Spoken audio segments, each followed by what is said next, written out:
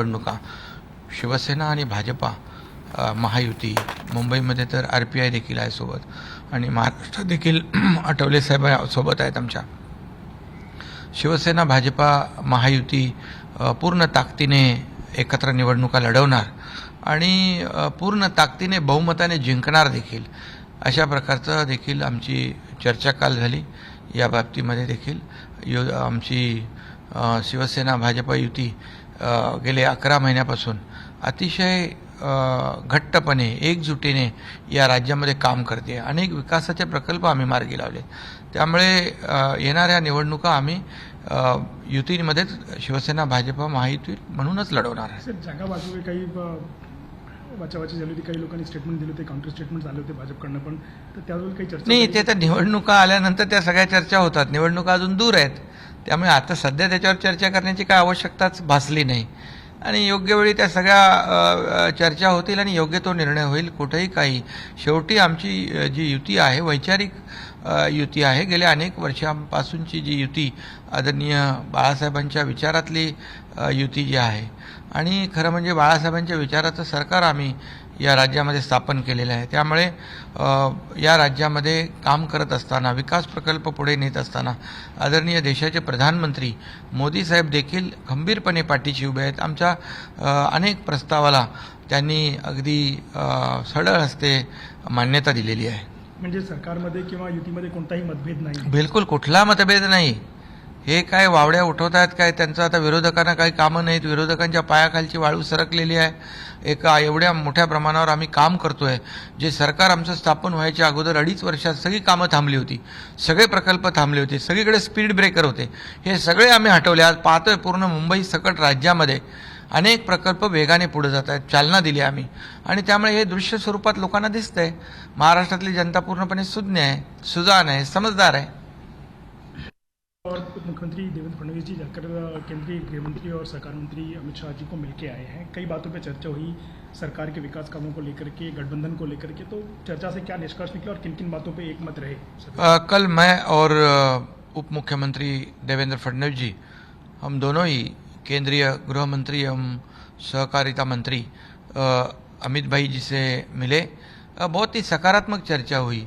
राज्य के अनेक जो हमारे विकास के प्रकल्प हैं, वो किसानों के हो, कामगारों के हो, महिला सक्षमीकरण के हो, मराठवाड़ा वाटर ग्रिड के हो, कोंकण के सिंचाई के हो, अनेक विषय पे, सहकार क्षेत्र के अनेक विषयों पर चर्चा हुई. बहुत ही अच्छी चर्चा, सकारात्मक चर्चा हुई. और निश्चित रूप से जब से हमारे 11 महीना सरकार को हुए, राज्य को केंद्र सरकार की पूरी तरह से मदद मिल रही है.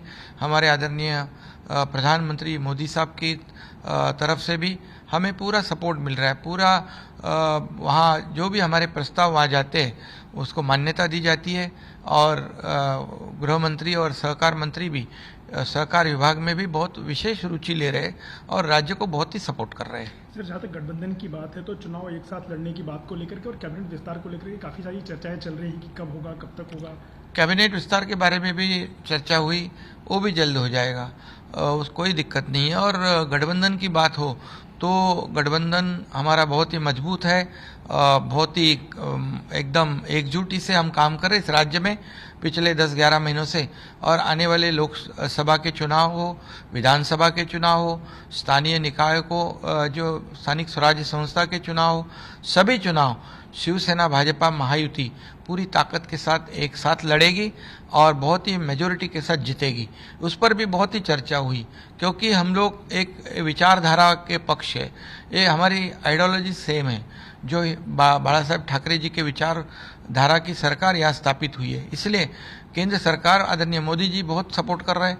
और इसलिए देख रहे हैं हम आप लोग की जैसे हमारी सरकार स्थापित होने से पहले 2.5 साल जो विकास के प्रकल्प रुके थे, रुकाए गए थे, स्पीड ब्रेकर डाले थे उसमें, वो सब स्पीड ब्रेकर हम लोगों ने हटाए. जैसे मुंबई के मेट्रो हो, बुलेट हो, ट्रेन हो, समृद्धि हाईवे हो, कई ऐसे MTHL के प्रकल्प हो, जितने भी प्रकल्प रुके थे उसे हम लोगों ने बहुत ही चालना दी, गति दी है और तेजी से ये सब विकास प्रकल्प आगे बढ़ रहे हैं। हम लोगों ने पिछले अभी जो बजट हुआ उसमें किसानों के लिए बहुत बड़े निर्णय लिए, कामगारों के लिए बड़े निर्णय, महिलाओं के लिए बड़े निर्णय लिए, सभी वर्ग, सीनियर सिटीजन के लिए बड़े निर्णय लिए।